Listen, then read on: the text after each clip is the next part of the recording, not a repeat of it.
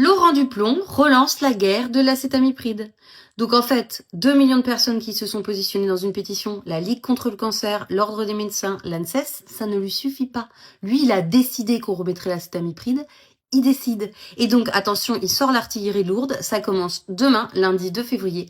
Il fait une journée entière de désinformation au Sénat, où il a invité tous ceux qui font de la bouillie de la science, tous ceux qui ont vraiment des visions déviantes et qui ne défendent absolument pas ce qu'il y a dans les données scientifiques. Il les a invités toute une journée pour faire laver le cerveau des sénateurs. Mais c'est génial, génial. Il a appelé ça agriculture française, la fin se rapproche. Ok, ouais, ça, si tu veux. Il a mis un point d'interrogation, n'importe quoi.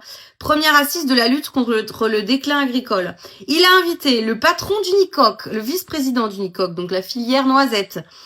Il a invité quelqu'un de l'Académie de l'agriculture. Vous vous rappelez ceux à qui j'ai rendu ma médaille? Eux, incapables de se positionner. C'est l'Académie de l'agriculture, incapable de se positionner sur l'avenir. Bravo. Ensuite, attention, cerise sur le gâteau.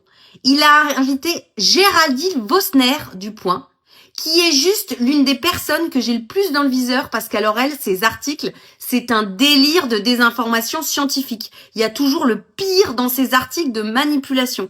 Et il l'invite et elle fait un talk. Attention, elle fait un talk. Et elle fait un talk où ils ont appelé ça « Affaire Serralini, affaire des pisseurs de glyphosate ».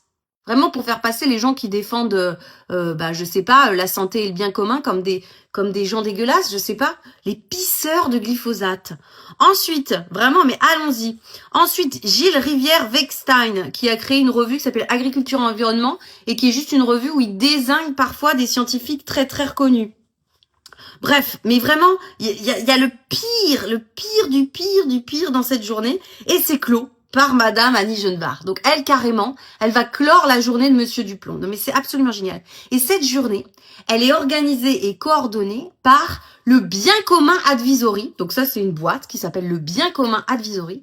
Et cette boîte, qui est quand même juste inscrite, attendez, j'avais trouvé ça tout à l'heure, à l'Association française des conseils en lobbying. Mais vraiment, mais c'est magnifique. C'est magnifique ce qu'ils nous font. C'est terrible.